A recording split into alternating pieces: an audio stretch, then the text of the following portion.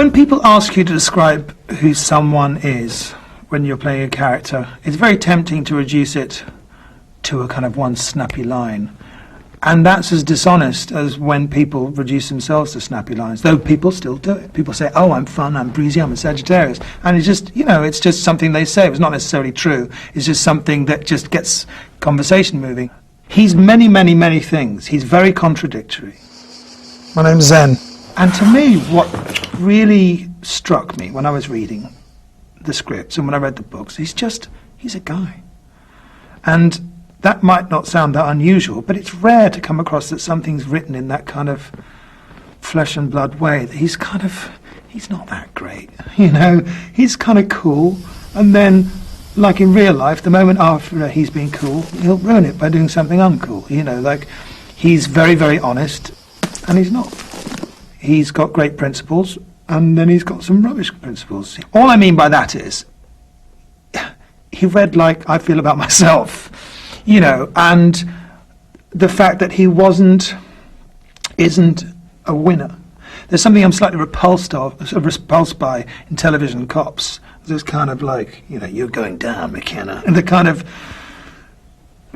they just annoy me, those people, you know. There's a certain way of talking, a certain way of being, and I think it's got a lot to do with the way things are written. Things are written with buttons. So in order to get you into the advertising break, people become certain types of people because of the way that programs are cut up into sections. People talk in buttons because it's the way to sell the products that come in the adverts. So for me, this guy wasn't like that. He wasn't that predictable. And as far as I'm concerned, what was wonderful about him was everything that was wrong with his life. You in trouble again?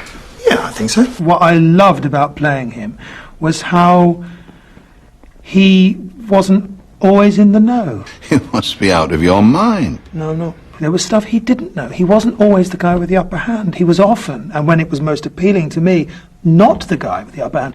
Once again, I see you're all over the front pages, attempting to promote your career. You should have prevented the Parada woman from speaking to the press. You were a bungler. If it was up to me, I'd have you removed instantly from this assignment. He was compromised. He was stuck in the office with people he didn't like, who he couldn't tell the truth to because they'd get him fired. He had to smoke outside the building, you know. And I love the fact that he smokes, because in the books he tries to give up. And that kind of human foible, that addiction, that struggle, you know, you can put on weight, you can get grumpy, you're trying to get... I love all that stuff. Not in real life, I don't. But all of that detail, which it resonated with me.